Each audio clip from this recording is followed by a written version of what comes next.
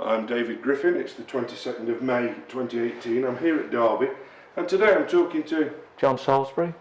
John, thanks ever so much for joining us to give us your fine. reminiscences and recollections of cricket, which I know are many and varied and go back some distance. But can we start right back at the beginning? What was your first involvement in the game? My first involvement in the game was because my father played. Right. My father played for a team called Blaygreaves, who played on King George V playing fields in Little Oval when there were three squares there. Right. And I have a visual image of my father bowling, and it's never left me. What year what sort of that would be approximately 1948. I think I'd have been about 4 at the time, right. And he was still playing then. And he encouraged me to play. I was never a particularly good player, but he took me to games. Yes. Particularly in the 50s. And what standard was that, John? What sort of? Well, was it organised cricket? Or friendly cricket? It was, well, in those days there was such a lot of social cricket, because when he stopped playing he went to watch Derby Kongs play. Right. And Derby Kongs had quite a prominent side, but it was a social setup. There wasn't a league. And I can remember in their very old pavilion, which was a railway carriage, seeing a test player playing for Derby Kongs, Michael Frederick. Oh really? He played for Derbyshire. He played one game for the West Indies. That's right. Yeah. And I saw this man getting changed, and I couldn't believe that there was a test match player playing on this ground. You know, and I was just sort of captivated by the whole atmosphere and essence of how the game was conducted. Really? At that level, at an adult level. Yes. And I ended up doing scoring for Derby Kongs as a sort of 9-year-old. I think I was trusted with the book, and I got on with it. And as far as I'm aware, it was okay. It was, and so I sort of look at Derby Kongs and think, you know, they're still here. Yes, and I know it's a wholly different structure now. Yeah. But, and I played a bit at school. What did you do? Were you a batsman, bowler? I call myself an all-rounder of no great distinction at all. I could bat a bit and I could bowl a bit of leg spin. But I only ever got as far as Derby School's second 11. And were you influenced by anyone beyond the things you were seeing at the local club at Derby Kongs? I was influenced by a real pull to Derbyshire cricketers. Right. And I used to come down here after school. And so who were you seeing then? I was seeing people like Alan Revel, Les Jackson, Cliff Gladwin, all the 50s greats. Golden age, wasn't it? And the early days of Harold Rhodes as well. Yeah. And I mean, there was something about collecting autographs as well was really important. And I remember once Somerset were playing here and they lost balls in the old stables. Yep. And one of them said to me, if you can get us some balls back, I'll get you all the autographs. And I've still got them. You know, all the Somerset side of Harold Stevenson, and I think that's what it was. I can't remember the names now, but Brian Lobb, I think, was one of them. And they're all there. So did you come down by yourself, or was it a group of you? I would come down by myself, because I was at Derby School, which was only on King Street, so it was just a walk down. And but sometimes there were 2 or 3 of us turned up. Did you have to pay to get in, or I can't remember that. Sneak in, or? I don't think we sneaked in, but I think because we were coming at sort of 4 o'clock time, we just sort of we were just allowed in, and we just to lie on the boundary edge. You know, there was nowhere else to go. Yeah. So I'm trying to think. Was the ground, because 55 it moved to where the square is now? So was the ground then would have still been over where the hotel is, presumably? Yes. Oh, yes. It was much further over because just beyond the old canal bridge. Yes. That's where the gate Yeah. was, the turnstile bit was. And, well, I mean, I remember the days when I was, no, actually, my next real involvement was, I didn't do much at university at all, apart from follow cricket in the papers. Where did you go to study? I went to Durham. Right. Durham. I did history at Durham, and trained to be a teacher there as well. And I was at Henry Cavendish School up on Bredsall Hilltop. And towards the end of my first year there, well, towards the end of my first term there, somebody said to me, "Do you want to take over some of the cricket?" And I thought, well, I don't know, why not?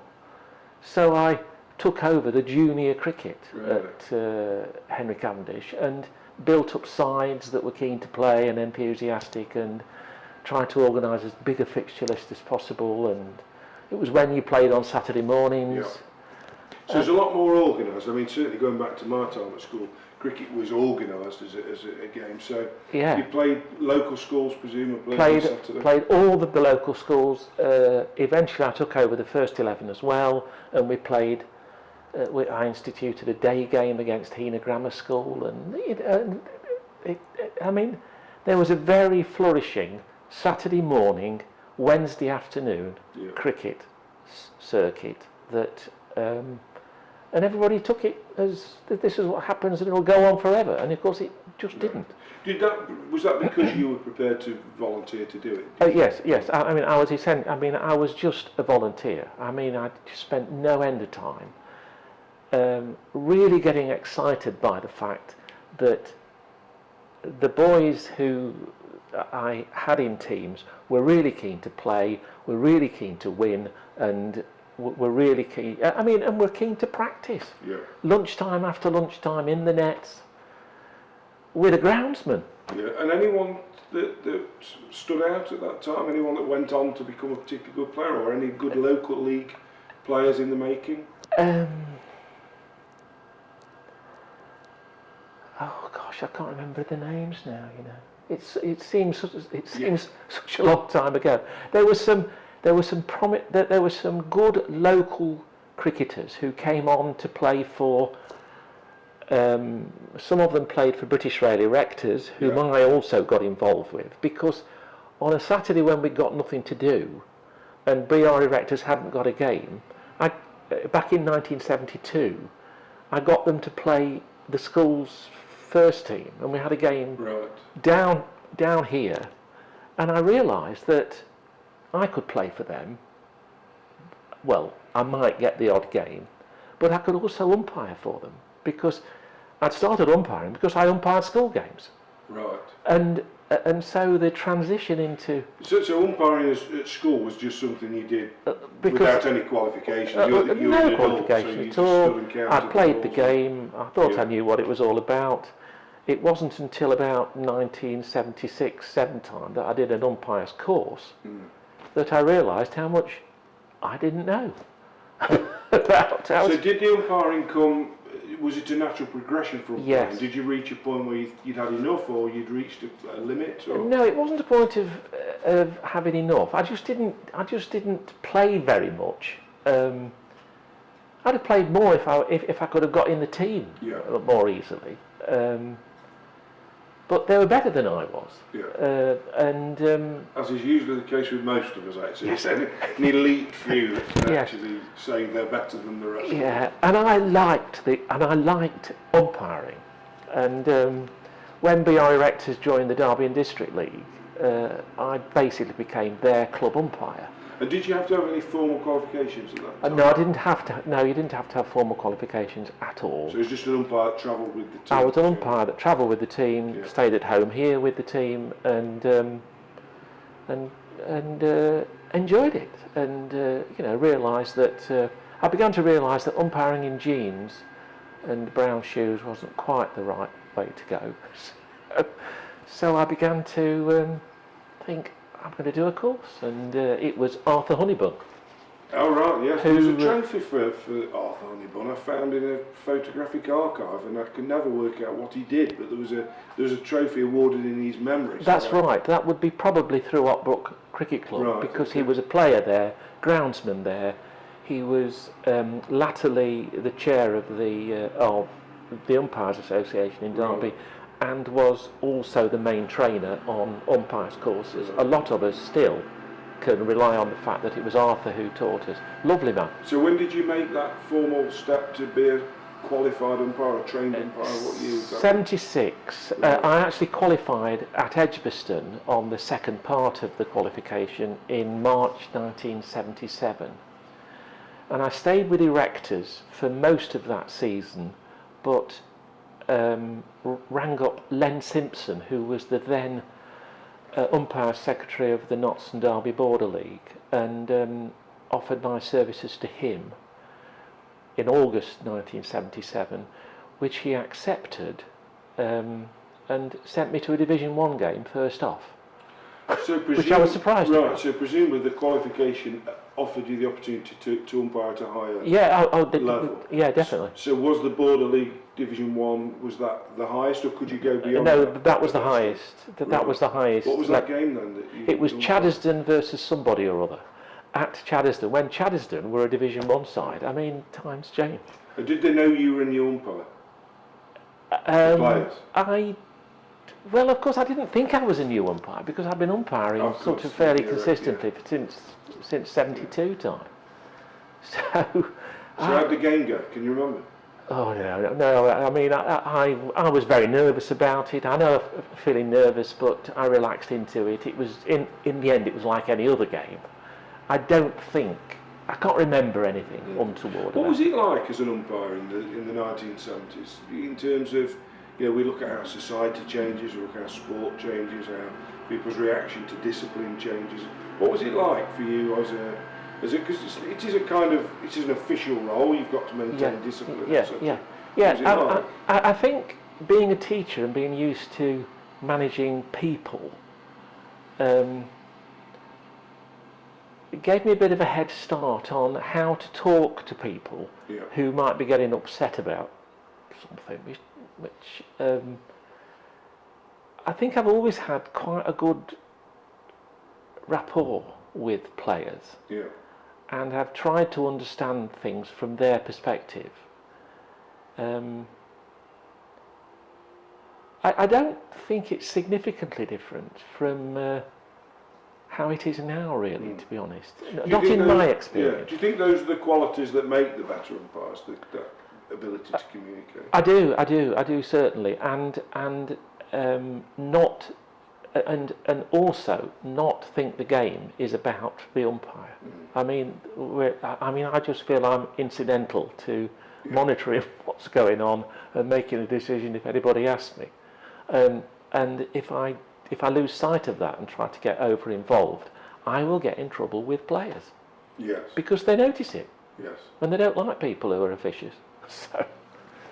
So having got onto you're effectively on the panel, would that be? Yes, I was on the panel. So how many years did you do that before the next stage of your umpiring career? The next stage of my umpiring career was that I was asked if I would join the Association of Cricket Umpires and Scorers local branch committee.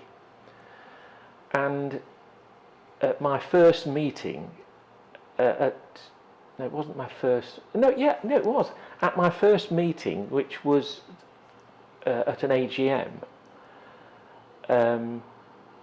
I was elected the deputy secretary of the branch, which actually meant I became the secretary of the branch because the secretary who stayed in post never attended another meeting. Right. So that was Joe Vowles, who was another prominent local umpire. So I became the secretary in March 1979. Really? And was your umpiring being assessed at that time? No, not really.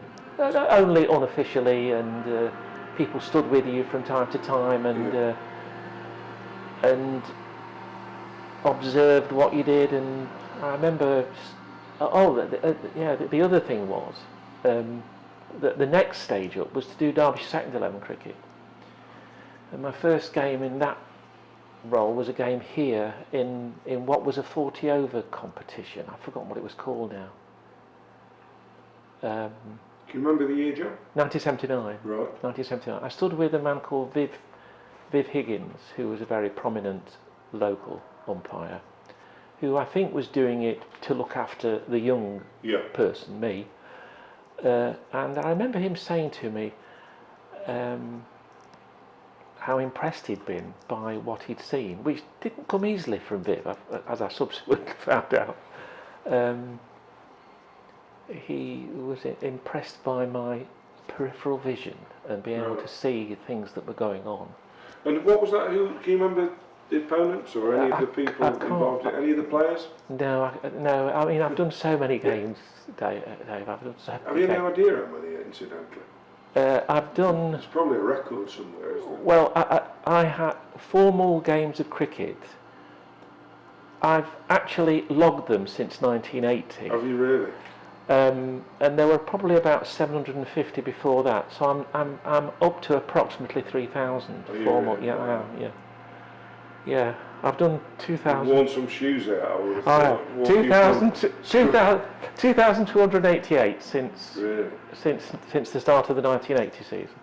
So once you got onto the to that committee and you're the assistant secretary, had you any expectation that you're, if you like, you're becoming an official as opposed to an umpire, would expand over the ensuing decades, or did you just think, well, I'm enjoying being an umpire, it's nice to be on the committee, Yeah. or did you have ambitions beyond that? I think I would admit to having had ambitions, having had a taste of second 11 cricket.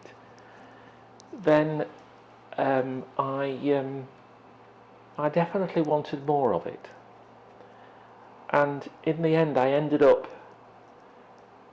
doing my last second 11 game